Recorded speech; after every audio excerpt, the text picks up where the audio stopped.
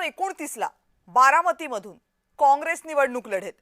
काँग्रेसचे प्रदेशाध्यक्ष हर्षवर्धन सपकाळ यांचं हे आजचं वक्तव्य आणि या वक्तव्याला पार्श्वभूमी आहे बारामतीमधल्या पोटनिवडणुकीची। अजित पवार यांच्या निधनानंतर बारामती विधानसभेची जागा रिक्त झाली। याच ठिकाणी पोटनिवडणूक जाहीर झाली। राष्ट्रवादी काँग्रेसकडून सुनेत्रा पवार या निवडणुकीच्या रिंगणात उतरल्यात। निवडणूक बिनविरोध व्हावी यासाठी महायुतीचे प्रयत्न सुरू होते, पण सुनेत्रा पवार यांच्यासह जवळपास 50 उमेदवारांनी या निवडणुकीसाठी अर्ज दाखल केले। यातला सगळ्यात महत्त्वाचा अर्ज होता तो काँग्रेसचा। खरं तर महाविकास आघाडीच्या जागा वाटपामध्ये बारामतीची जागा ही शरद पवार यांच्या राष्ट्रवादी काँग्रेसकडे, पण सुनेत्रा पवार यांच्या विरोधात आम्ही उमेदवार देणार नाही अशी भूमिका शरद पवारांनी घेतली। सुप्रिया सुळे, रोहित पवार यांनी ही निवडणूक बिनविरोध व्हावी असं आवाहन केलं, पण काँग्रेसनं इथं उमेदवार दिला। मग राष्ट्रवादीच्या नेत्यांनी काँग्रेसच्या नेतृत्वाशी संपर्क साधला, उमेदवार मागे घ्या असं सांगितलं, पण तरीही उमेदवार रिंगणात होताच। आज अर्ज मागे घेण्याचा शेवटचा दिवस होता आणि राष्ट्रवादीचे नेते काँग्रेसच्या प्रदेशाध्यक्षांना भेटले।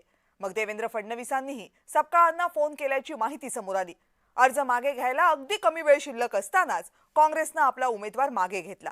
आता बारामतीमध्ये काँग्रेसचा उमेदवार लढला तरी तो जिंकणार नाहीये हे जवळपास सगळ्यांना माहित होतं। मग तरीही काँग्रेसनं बारामतीमध्ये लढण्याचा हट्ट का धरला आणि मग सगळ्यांकडनं मनधरणी झाल्यावर तो उमेदवारी अर्ज मागे का घेतला?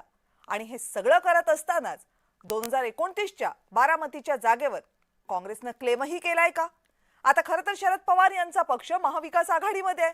बारामती लोकसभा आणि बारामतीची विधानसभा या दोनही जागा शरद पवारांच्या पक्षाकडे आहेत महाविकास आघाडीत।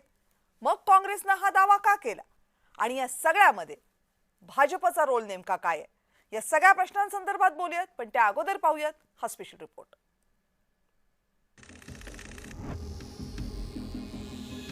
2014 पासून महाराष्ट्राचं राजकारण देवेंद्र फडणवीसांभोवती फिरतंय असं अनेकांचं म्हणणं आहे। ते का याचा पुन्हा प्रत्यय आला।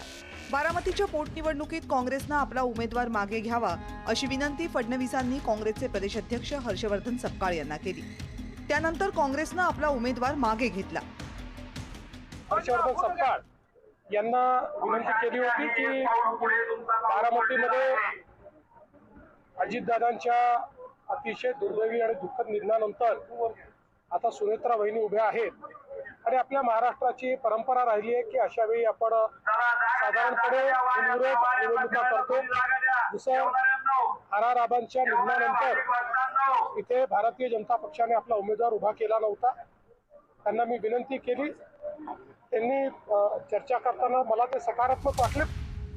सुनेत्रा पवार आणि पार्थ पवार यांनी गुरुवारी मुख्यमंत्री देवेंद्र फडणवीस यांची भेट घेतली होती।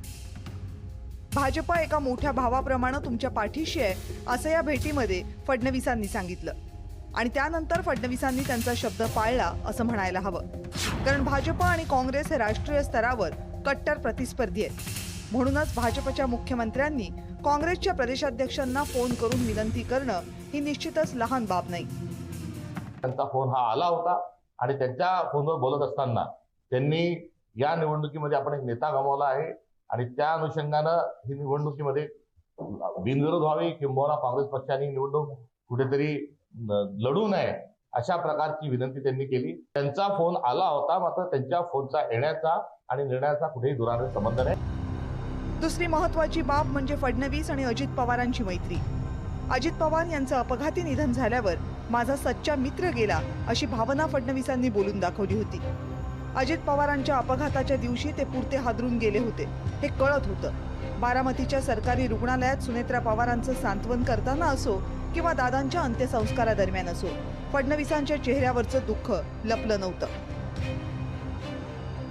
त्यामुळेच अजित पवार यांच्या रिक्त झालेल्या जागेवर त्यांच्या पत्नी निवडणुकीला उभ्या असताना ती निवडणूक बिनविरोध करण्याचा प्रयत्न फडणवीसांचा असू शकतो।